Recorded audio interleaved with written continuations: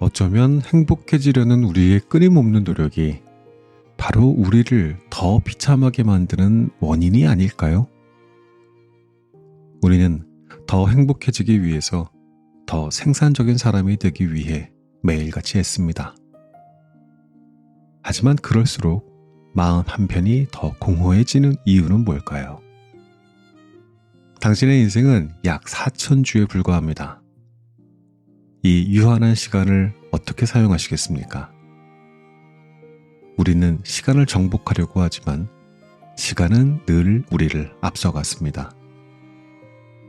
모든 것을 경험하고 모든 것을 이루려는 욕심은 오히려 우리를 짓누릅니다.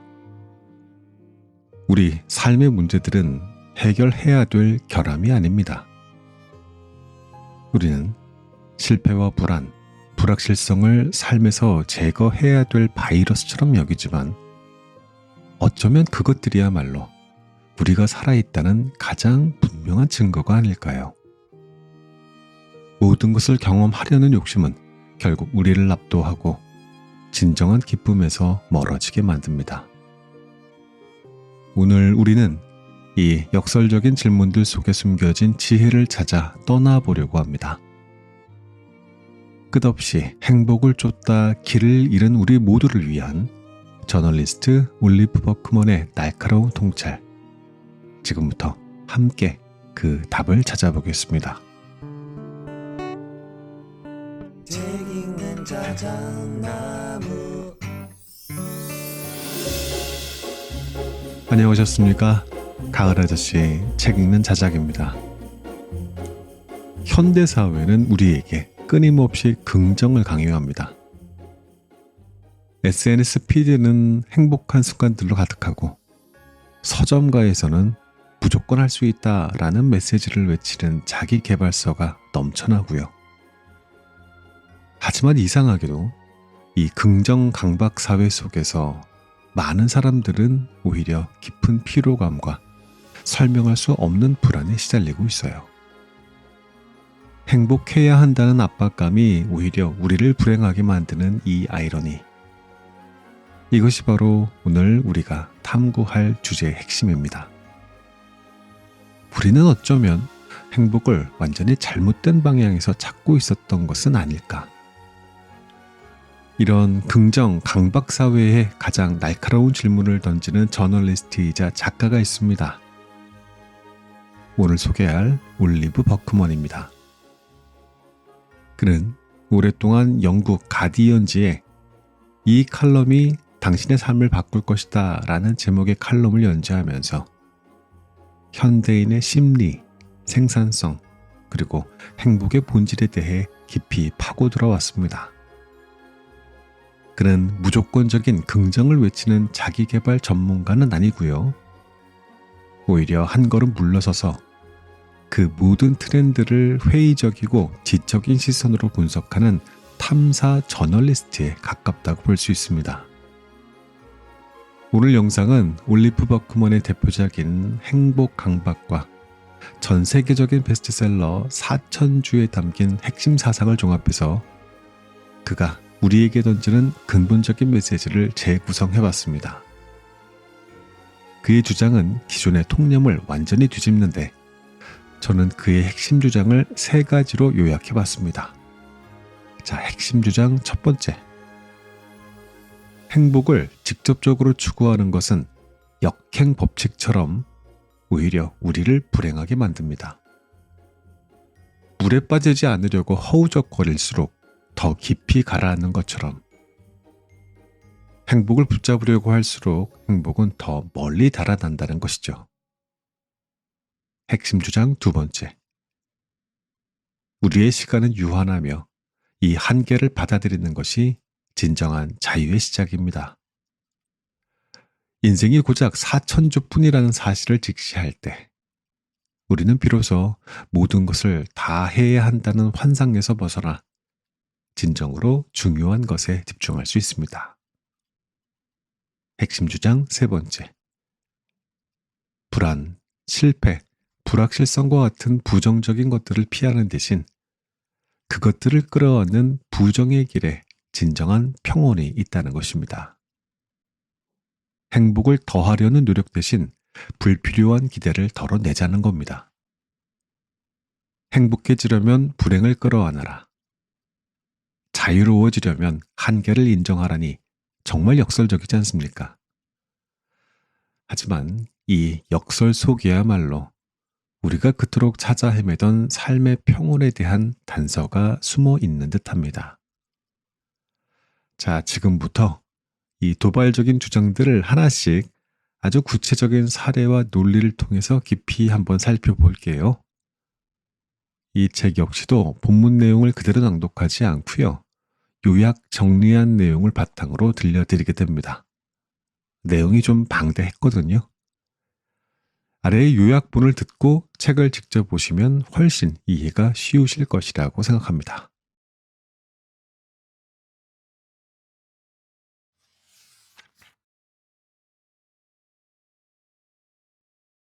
1부 긍정의 배신.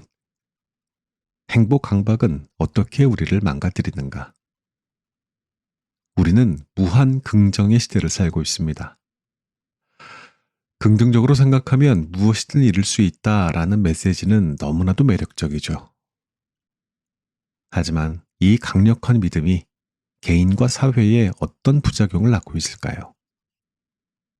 이제부터 우리는 이 달콤한 긍정의 덫이 어떻게 현실을 왜곡하고 실패에 대한 건강한 면역력을 파괴하며 결국 우리를 더 깊은 무력감으로 몰아넣는지 그 증거들을 파헤쳐 보겠습니다. 미국 미시간주 앤아버의 한 평범한 비즈니스 파크에는 인류의 산산조각난 꿈들을 모아놓은 기념비적인 장소가 있습니다. 바로 실패한 제품 박물관이란 곳이에요. 이곳에는 요거트 성분을 넣었다가 외면받은 샴푸, 아침 식사용 콜라, 심지어는 고객의 얼굴 앞에서 폭발하는 바람에 사라진 자체 가열 스프캔까지. 시장에 나왔다가 소리 소문 없이 사라진 수만 가지 제품이 전시되어 있습니다. 이 박물관이 우리에게 보여주는 것은 명백합니다. 성공률이 10%에 불과할 정도로 실패는 어디에나 있지만 우리 사회는 그 실패를 애써 외면하고 오직 성공만을 이야기하려고 한다는 사실이죠. 제품 개발자들은 경쟁사의 실패에서 배우기보다 자신의 다음 성공에만 집중을 하고 심지어 자기 회사가 만든 실패작조차 기록으로 남기지 않아 이 박물관을 찾아와서야 발견하곤 합니다.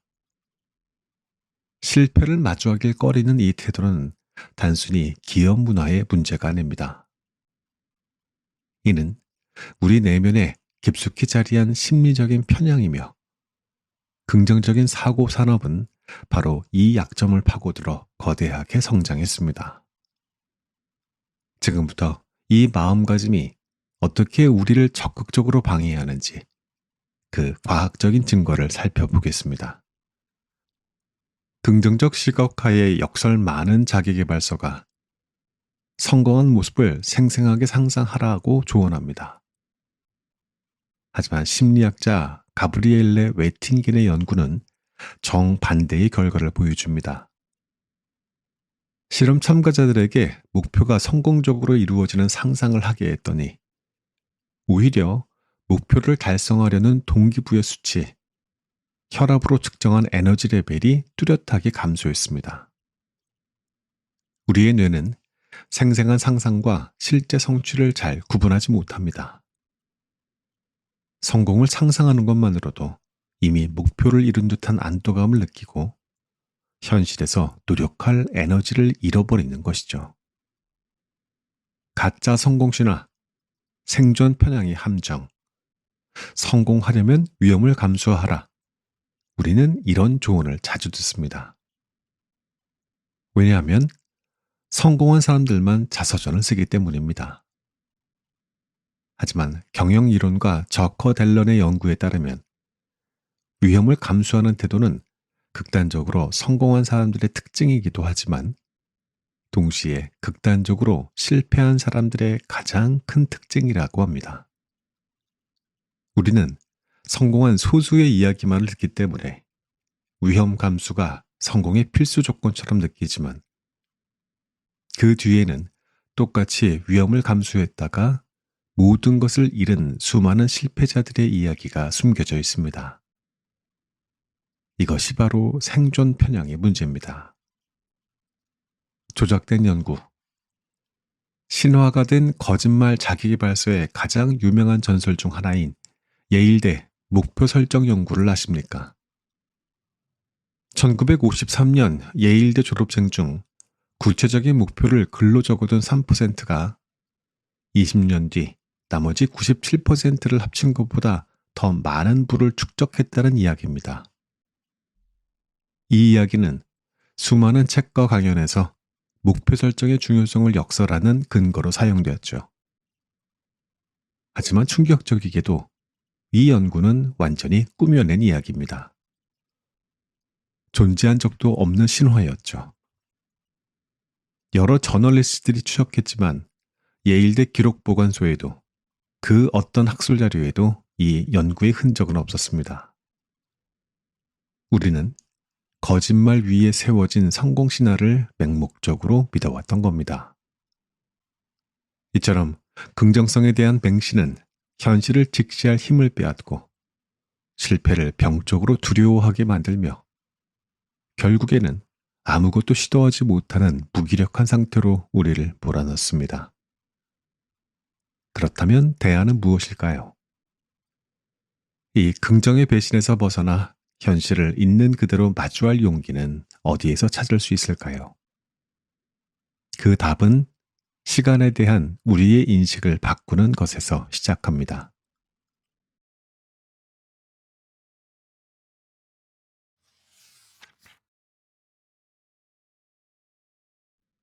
2부. 당신의 시간은 4,000주뿐이다. 유한함이 주는 진짜 자유.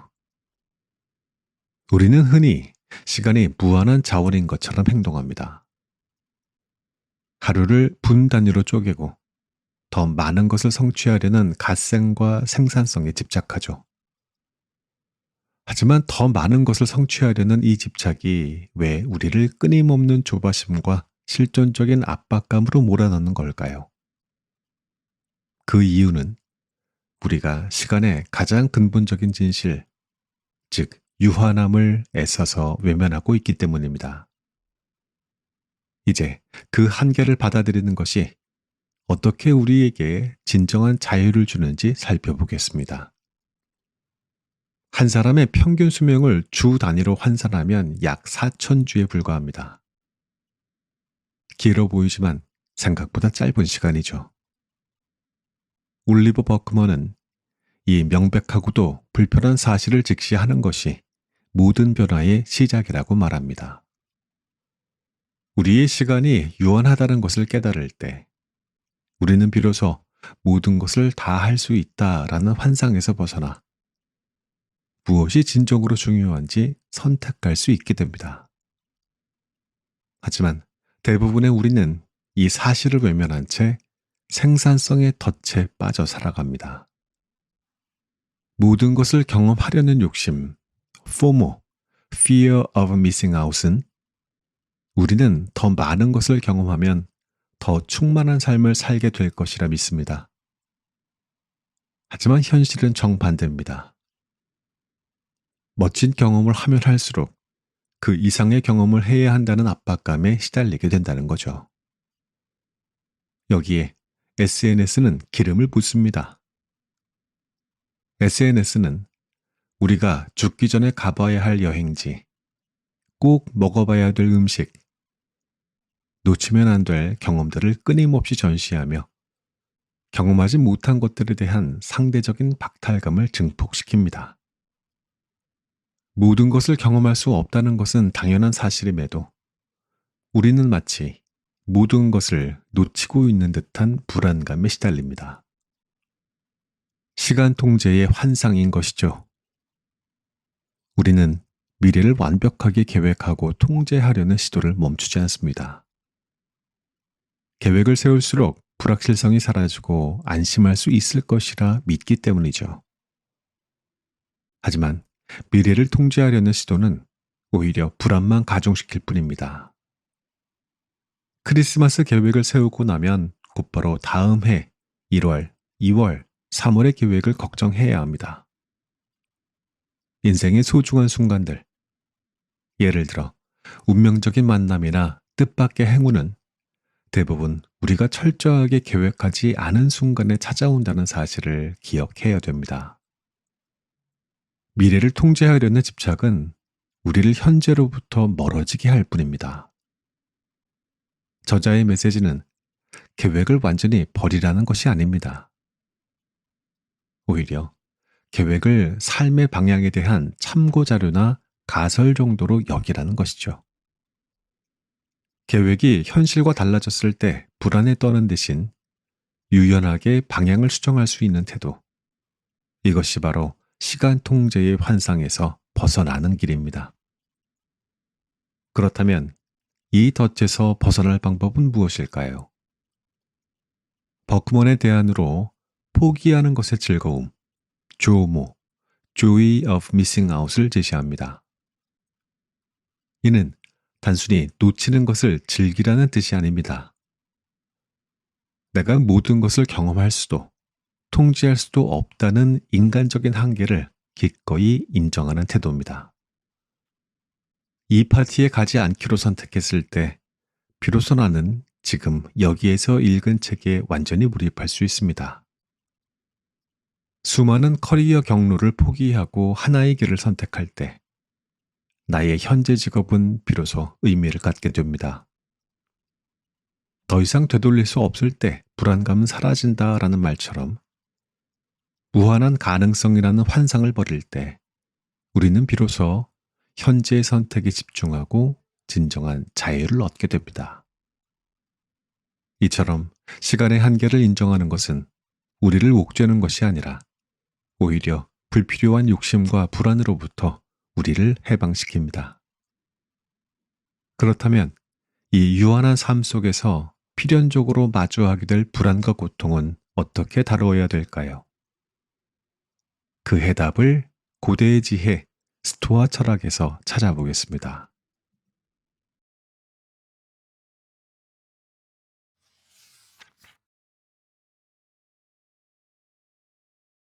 3부 고대의 해독제 스토아 철학에서 배우는 평온함. 기후변화부터 경제 위기까지 개인이 통제할 수 있는 거대한 불확실성의 시대에 고대 로마인들은 혼돈 속에서도 번영하기 위한 강력한 심리적인 운영체제를 개발했습니다. 더 나은 세상을 염원하는 대신 내면의 어떠한 폭풍에도 흔들리지 않는 견고한 요새를 짓는 것이었죠. 오늘날 그 어느 때보다 절실한 이 생존 기술이 바로 스토아 철학의 핵심입니다. 스토아 철학은 흔히 모든 감정을 억누르는 냉철한 철학으로 오해를 받지만 그 본질은 평온에 있습니다. 긍정적인 경험을 쫓아 흥분하는 것이 아니라 어떠한 상황에서도 마음의 평정을 잃지 않는 상태를 추구하는 것이죠. 스토아 철학이 제시하는 평온의 기술은 놀랍도록 현대적이고 실용적입니다. 통제의 이분법. 스토아 철학의 가장 핵심적인 도구는 세상을 두 가지로 나누어 보는 것입니다.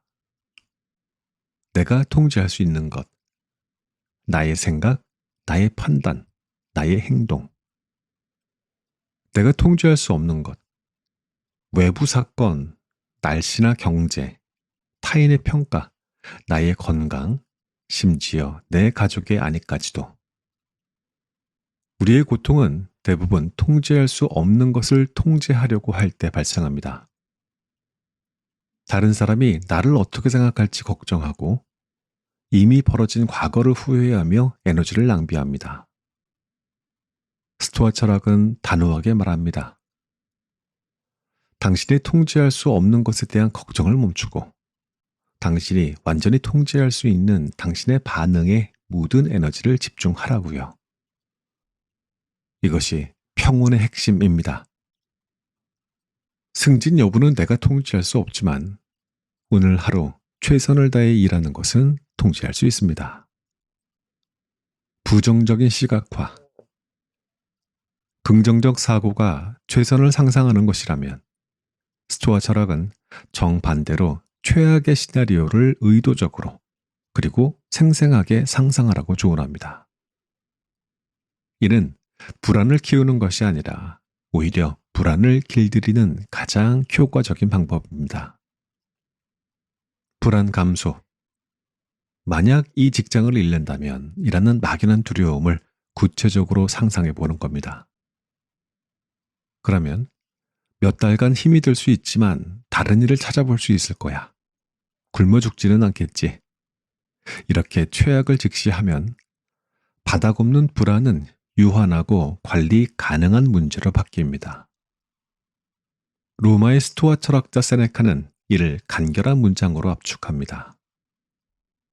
우리는 현실보다 상상 속에서 더 자주 고통받는다.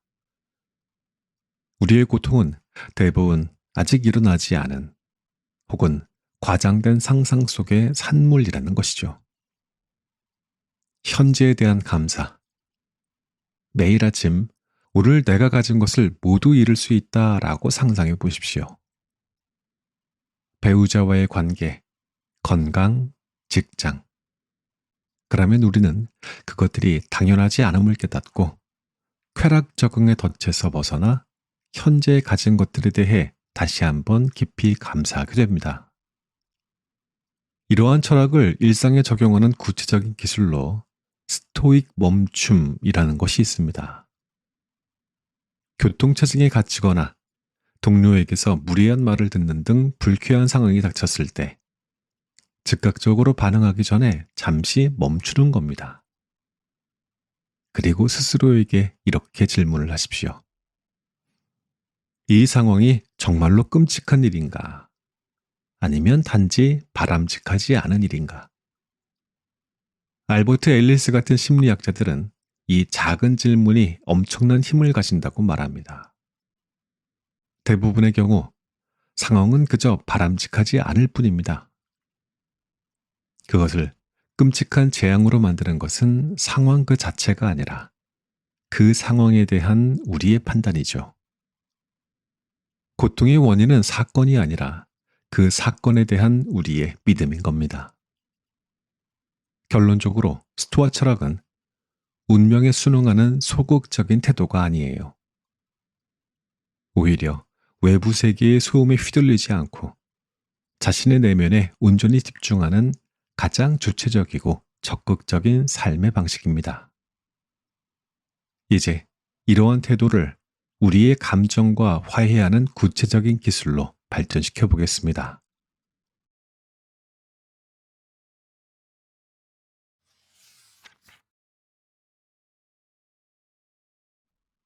4부 받아들임의 기술. 감정과 화해하는 법. 우리는 슬픔, 불안, 분노와 같은 부정적인 감정을 느끼면 본능적으로 그것을 없애거나 억누르려고 합니다. 하지만 이러한 시도가 왜 오히려 우리를 더 고통스럽게 만들고 심리적인 건강을 해치는 걸까요? 이 싸움을 멈추고 감정을 적으로 간주하는 대신 판단 없이 있는 그대로 수용하는 태도를 배울 때 우리는 감정의 파도 위에 균형을 잡는 가장 성숙한 기술을 얻게 되는 것입니다. 최근 심리학 연구들이 이 받아들임의 힘을 과학적으로 증명하고 있습니다. 핵심 개념은 습관적인 수용입니다.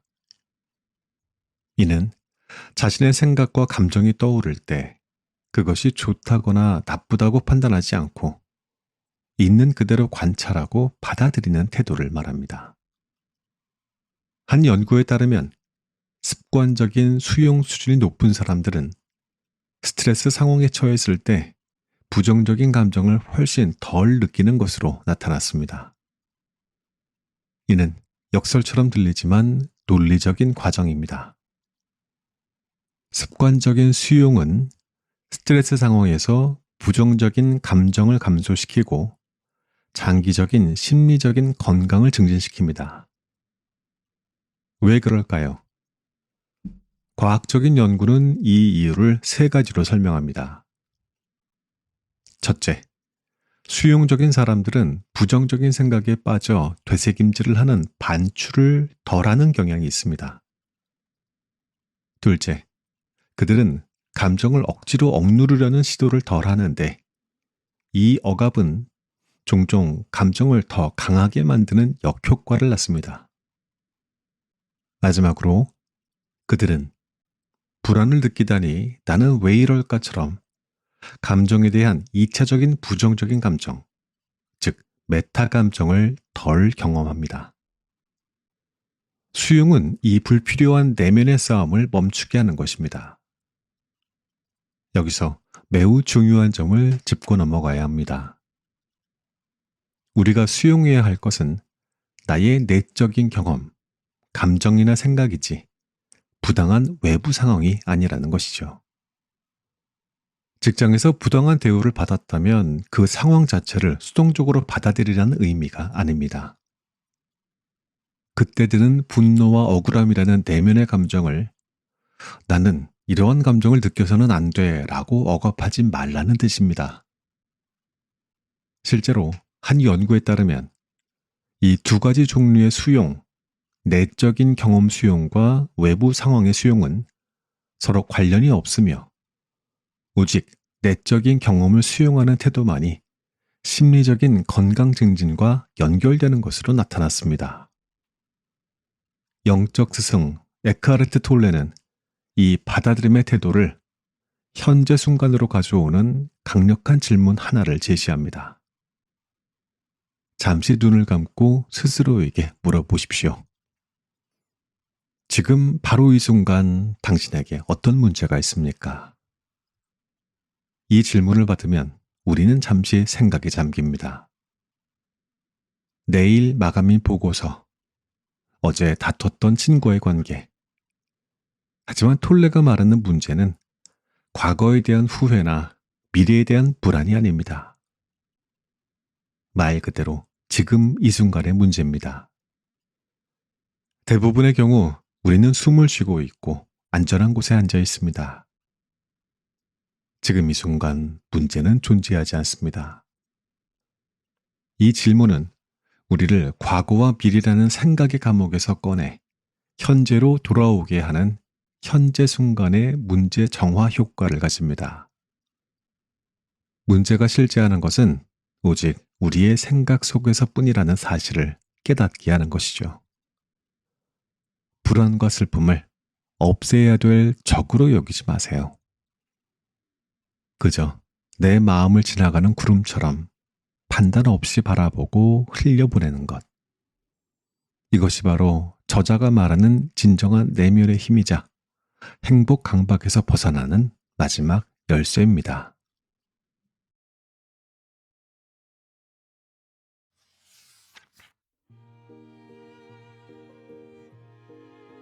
이 책의 요약 정리는 여기까지 하겠습니다.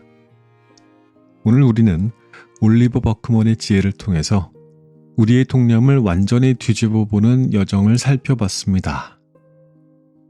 이 이야기들은 단순히 흥미로운 책 요약을 넘어서 우리 삶의 기준을 근본적으로 점검하게 만드는 철학적인, 강력한 철학적인 도구처럼 보입니다. 제일 중요한 게 뭐였죠?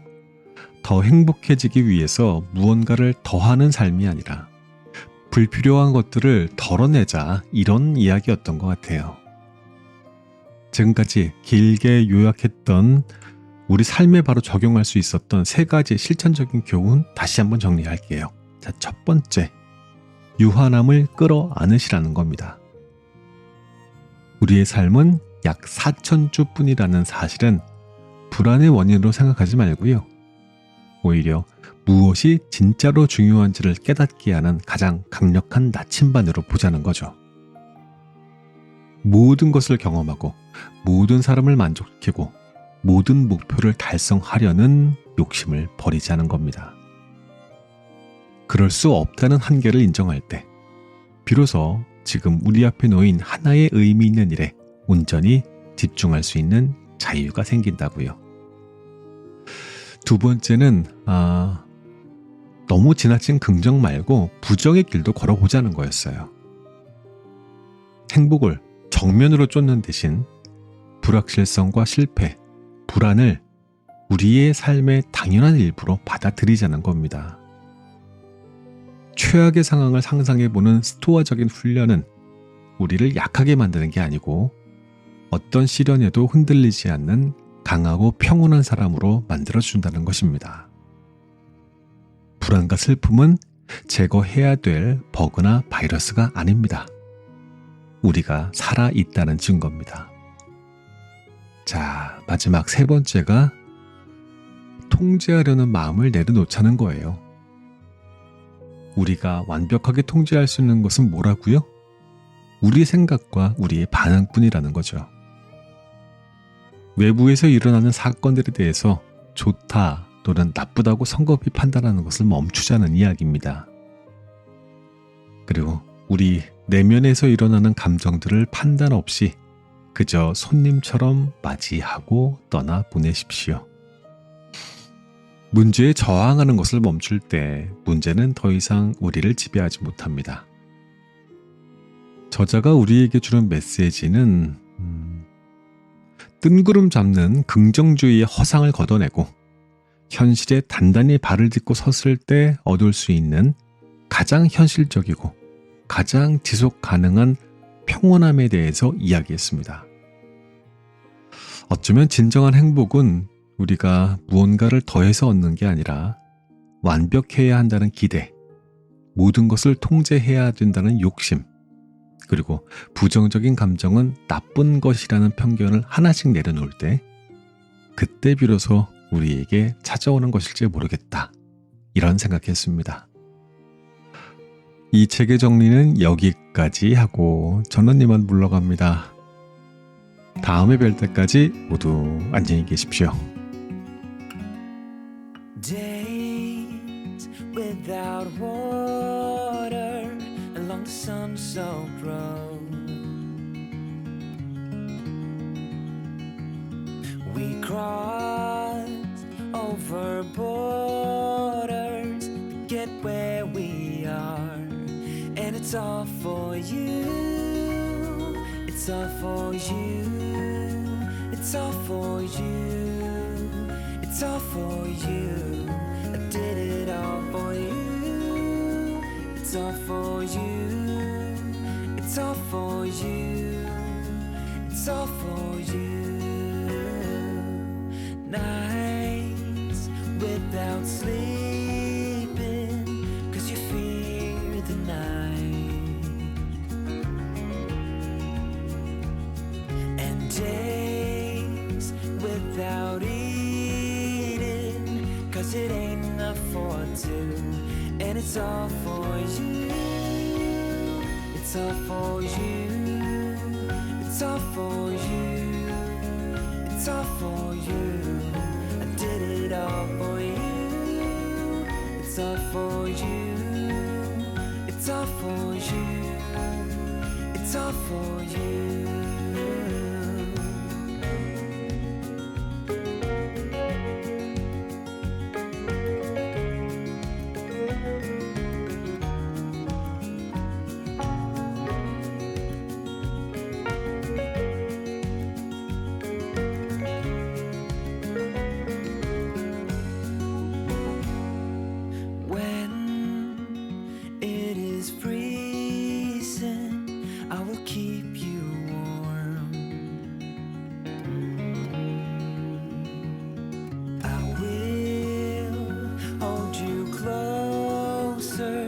So you don't feel the cold, and it's all for you. It's all for you. It's all for you. It's all for you. I did it all for you. It's all for you.